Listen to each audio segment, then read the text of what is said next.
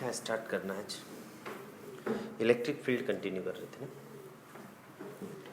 अच्छा, तो electric field में हमने देखा कि एक पॉइंट चार्ज की वजह से इलेक्ट्रिक फील्ड कितना होता है। तो एक पॉइंट चार्ज रख, electric field due to a point charge,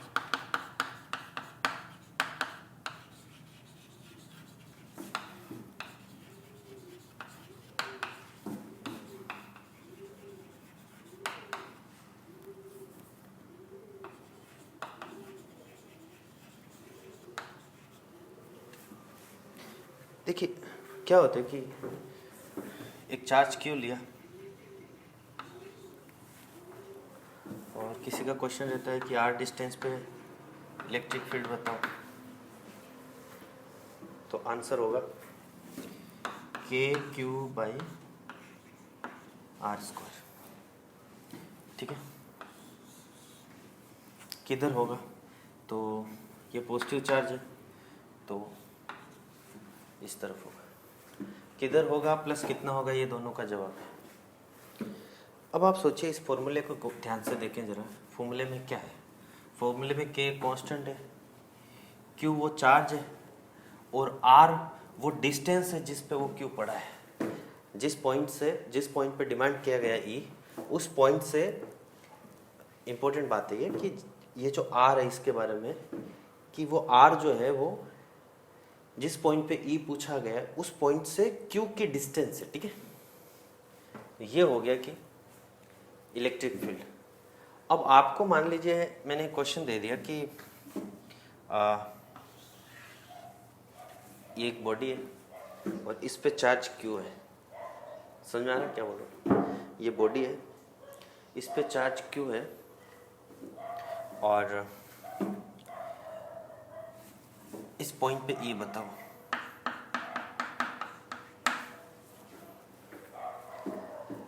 अब प्रॉब्लम ये है यहाँ पे कि जो चार्ज क्यू है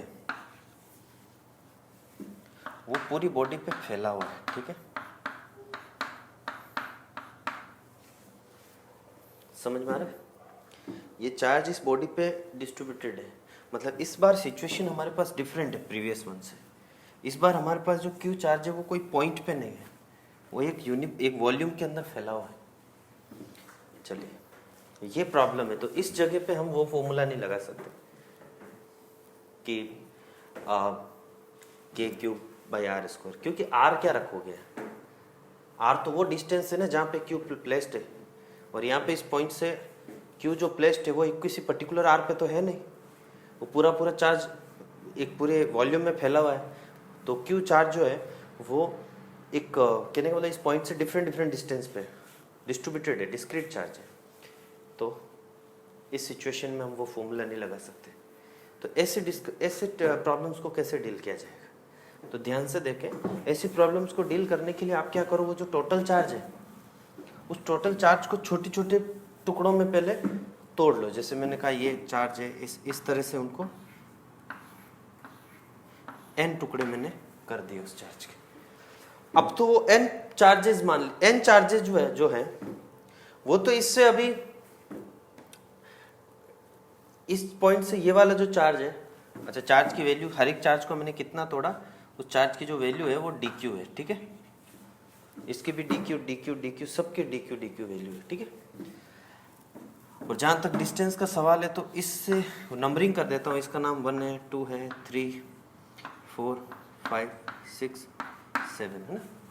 तो इसकी डिस्टेंस को नाम दे दिया x1, इस डिस्टेंस को नाम दे दिया x2, इस तरह से x3, x4, इस लास्ट वाले डिस्टेंस को नाम दे दिया x7। समझ में आया नहीं? अब ये फॉर्मूला लगा सकते हैं क्योंकि इस पॉइंट से पहले इसके लिए मैं कैलकुलेट करूंगा, सिर्फ इसके लिए। और इस जगह पे इसकी वजह से, ध्यान देना, इस पॉइंट पे सिर्फ इसकी वजह से जो इलेक्ट्रिक फील्ड होगा वो होगा k dq by x1 square. समझ में आया क्यों? क्योंकि अभी ये जो चार्ज है उसकी वैल्यू dq हो गई, डिस्टेंस उस पर्टिकुलर पॉइंट से x1 थी। समझ में आ रहा है? अच्छा, यहाँ एक और बात ध्यान देना, ये बहुत छोटा चार्ज है इसलिए मैं इसको DE बोल देता हूँ। ठीक है, और DE1 इनफैक्ट। इस पॉइंट की वजह से इस जगह पे DE1 लग रहा है। अच्छा, इसकी वजह से इस पॉइंट पे कितना लग रहा होगा? DE2। क्यों DE2 अलग क्यों है? क्योंकि उसकी डिस्टेंस अलग है। समझ में आया कि नहीं है? तो इस तरह से वो जो n टुकड़े आपने लिए, 7वां टुकड़ा मेरे लिए यहाँ पे n का काम कर रहा है।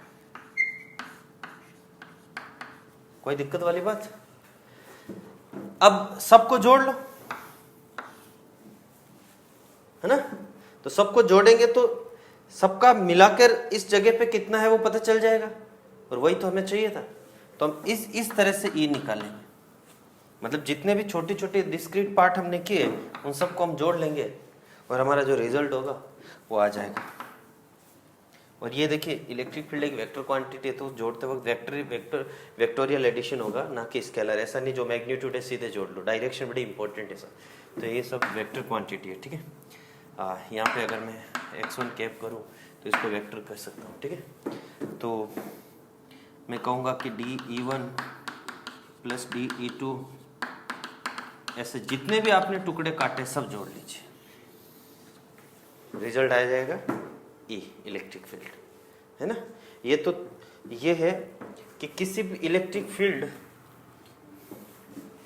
Due to a discrete body, electric field due to an extended body,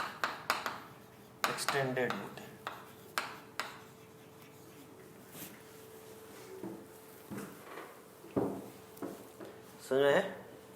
चलो एक एग्जांपल ले लेते हैं ऐसे एक्सटेंडेड बॉडी का, है ना। तो एग्जांपल लेते हैं हम, करना कैसे समझ में आया? अच्छा, इसको जो ये मैंने एक जनरल फॉर्म समझा, इसकी एक जनरल फॉर्म है, मतलब ये जो मैंने आपको बताया इसके एक जनरल फॉर्म है जो मैं आपको बता देता हूँ क्या करना है। ये जो जितने भी आपने जोड़े ना, इसको बोलते हैं इंटीग्रेशन। मतलब क्या है, मैं वापस इस बात को लूँगा कि मेरे पास एक बॉडी है, उस पर चार्ज Q है और किसी जगह पे इलेक्ट्रिक फील्ड पूछा, तो आप उस बॉडी में से एक छोटा सा टुकड़ा काटिए, उस पे चार्ज मान लीजिए DQ, डिस्टेंस मान लीजिए x। तो इस छोटे से टुकड़े से इस पॉइंट पे जो DE होगा वो होगा K DQ by x square. और ऐसे ऐसे टुकड़े थ्रू आउट द बॉडी काटने पड़ेंगे, समझ में आया? फिर सबको जोड़ेंगे, तो सबको जोड़ेंगे, कौन किसको जोड़ेंगे? छोटे छोटे जितने भी DE आए उन सबको जोड़ेंगे, जोड़ने का साइन है, इंटीग्रेशन बोलते हैं इसको। और कितने में काटे थे वो टुकड़े? पूरी बॉडी में काटे थे, तो पूरी बॉडी के टुकड़े जोड़ेंगे। तो मैं यहाँ पे लिख देता हूँ, मेंशन कर देता हूँ, पूरी बॉडी में मैंने छोटे छोटे पीस कट के, इससे मेरा E आएगा। समझ में आया नहीं आया? है ना। ये जनरल फॉर्म हो गई, मतलब एक्सटेंडेड बॉडी। कोई दिक्कत वाली बात है ना? वो जो काम पहले किया वही है ये, बट ऐसे नोट्स में इस तरह से डाला जाएगा, है ना। हाँ।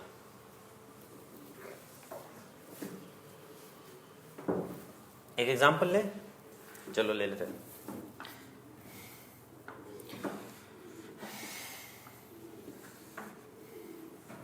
ये एक रॉड है, ठीक है, सुना है? इस रॉड की जो लंबाई है वो L है, और इस रॉड पे जो चार्ज है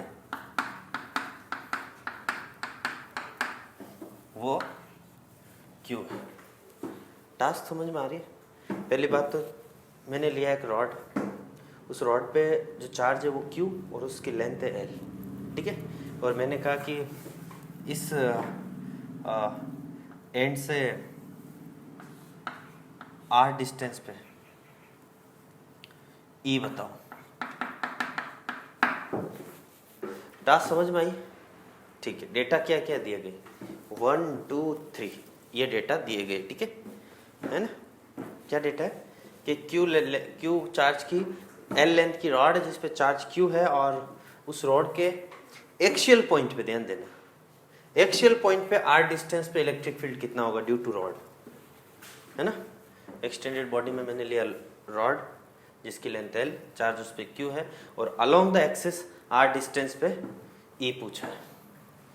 चलिए जी, अब यहाँ पे भी वही दिक्कत है, एक्सटेंडेड बॉडी है ये, क्योंकि जो चार्ज q है वो किसी पर्टिकुलर डिस्टेंस पे नहीं है ना, तो पर्टिकुलर डिस्टेंस पे नहीं है तो फिर हमें एक छोटा सा पार्ट काटना पड़ेगा इसमें।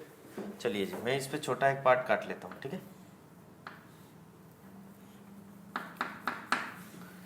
छोटा सा टुकड़ा काटा, ठीक है। ये टुकड़े की जो लंबाई थी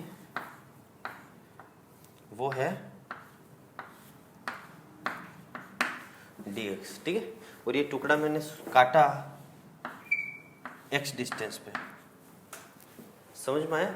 शुरुआत की मैंने कि एक x डिस्टेंस पे dx लेंथ का टुकड़ा काटा और उस पर चार्ज कितना होगा dq। समझ में आ रहा है ना, नहीं समझे?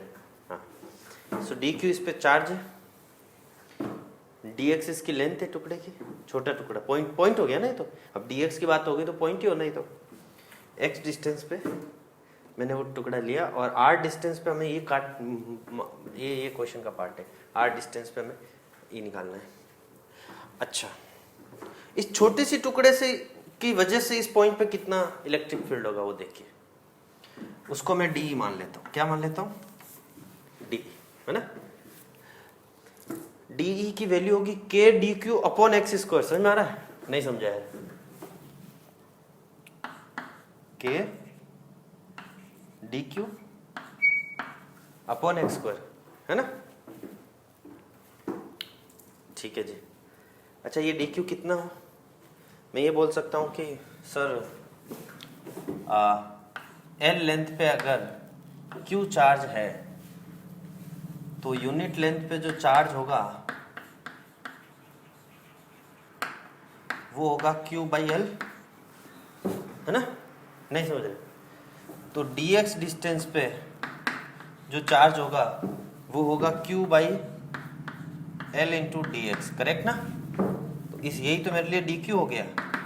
बोलो, नहीं समझ रहे हैं? अच्छा, ये यूनिट लेंथ पे जो चार्ज होता है उनको इन शॉर्ट लैम्डा भी कहते हैं ना, तो हम इसको ऐसे भी बोल सकते हैं k dx, एक ही बात है। सॉरी, लैम्डा dx कह सकते हैं। नहीं समझा? q बाई एल लेमडा भी कहा जा सकता है क्योंकि q by L is the charge present per unit length. All right, ठीक है। तो ये हो गया मेरे लिए d। डायरेक्शन किधर? उधर, है ना। अब ध्यान दे जरा कि मुझे ऐसे ऐसे टुकड़े कहां से कहां तक काटने पड़ेंगे। इस पॉइंट से r डिस्टेंस पे कट करना शुरू किया मैंने। r डिस्टेंस पे पहला टुकड़ा कट करूंगा।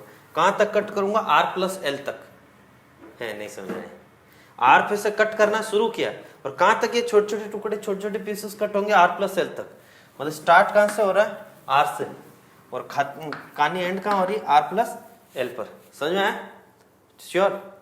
चलिए, सब टुकड़ों की वजह से E एक ही डायरेक्शन में होगा ना। डायरेक्शन का तो इश्यू नहीं है। ये टुकड़े की वजह से भी उधर, मतलब एक ही डायरेक्शन में होगा, तो हम डायरेक्ट ऐड कर सकते हैं यहाँ पे, है ना। वेक्टर ऐड या मैग्नीट्यूड ऐड करके भी डायरेक्शन दिखा देंगे प्लस एक्स की तरफ, है ना। हाँ, तो मैं क्या करता हूँ कि इंटीग्रेट करता हूँ। किसको? जो मैंने डी ई लिया, ठीक है। कहाँ से? आर से। कहाँ तक? आर प्लस एस तक। यही मेरा ई होगा, है ना। आर से आर प्लस एल तक मैंने ये जो टर्म है इसको इंटीग्रेट कर दिया। अच्छा, इस टर्म का मतलब समझिए। देखो, आप एग्जाम में क्वेश्चन सॉल्व करने के लिए तरीके को फॉलो कर सकते हैं, लेकिन मैंने इसकी जो कंसेप्ट है उसको समझिए कि ये जो इंटीग्रेशन होता है ना, इसका मतलब होता है हम बहुत सारे पीसेस लेके जोड़ रहे हैं। अब वो इंटीग्रेशन में जोड़ तो रहे हैं, लेकिन कहाँ से कहाँ तक वो सैंपल कट कर रहे हैं, वो यहाँ से, मतलब वो सैंपल की रेंज देनी जरूरी है। हमें पता है रॉड स्टार्ट तो आर से हो रही है ना, और आर प्लस एल पे कहानी खत्म। समझ आया? हाँ, मतलब ये जो एक्स है, ये एक्स कहाँ से शुरू हो रहा है? आर से शुरू हो रहा है, और कहाँ पे खत्म हो रहा है? आर प्लस एल पे। समझ आया? Very good. अच्छा, अगला स्टेप लिख लेता हूँ। आर से आर प्लस एल मेंशन किया मैंने। डी ई की वैल्यू हो गई के। अच्छा, डी क्यू को मैं लिख दूं लेमडा डी एक्स, हाँ, लेमडा डी एक्स, ठीक है। Upon x square. ठीक है, कैसा लगा? ठीक, इंटीग्रेशन का रूल है, जो कांस्टेंट है वो बाहर आ जाएंगे। चलो जी, कांस्टेंट तो यहाँ पे मुझे के और लेमडा ही दिख रहे हैं। अंदर कौन रहेगा? एक तो वो डी वाली टर्म हमेशा अंदर रहेगी, उसके साथ जो वेरिएबल है वो अंदर रहेंगे। तो वेरिएबल कौन है यहाँ पे? एक्स। एक्स ही तो वेरी हो रहा है, कहाँ से कहाँ तक? आर से आर प्लस एक्स। तो इंटीग्रेशन के अंदर एक तो डी वाली टर्म रहती है अलॉन्ग विथ वेरिएबल, जो कि यहाँ पे एक्स स्क्वायर है। अच्छा, आर से आर प्लस एक्स, कोई दिक्कत वाली बात नहीं। अच्छा, और वैसे आपको एक इंटीग्रेशन का बहुत ही बेसिक फॉर्मूला पता होगा, एक्स की पावर एन dx का इंटीग्रेशन होता है एक्स की पावर n प्लस 1, होता है कि नहीं, है ना? तो इस टर्म को मैं x की पावर n की फॉर्म में लाऊं तो मैं कह सकता हूं के लेमडा x की पावर -2, एम आई राइट और नॉट, है ना? x की पावर -2 dx। नहीं समझा? सब ठीक चल रहा है? अच्छा, अब मैं इसको इंटीग्रेट कर लेता हूँ। जो भी पावर है उसमें एक जोड़ना होता है और डिवाइड बाय सेम, के लेमडा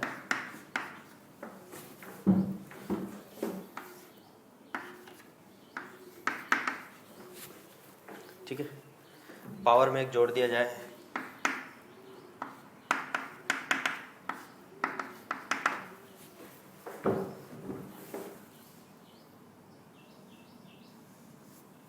जब इंटीग्रेशन हो जाता है तो हम इंटीग्रेशन के साइन को तो हटा ही लेते हैं,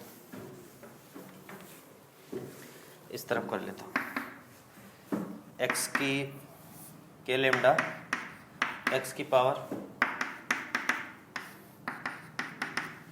ठीक है, और ये जो लिमिट है ये यहाँ पे रख दी जाती है, ठीक है। इसके आगे के लेमडा नीचे -1 ऊपर x की पावर -1, ठीक है।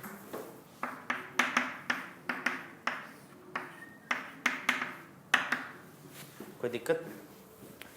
अच्छा, ये -1 है जो यहाँ माइनस हो जाएगा और ये x की पावर -1 1/x हो जाएगा। मतलब मेरे कहने का है कि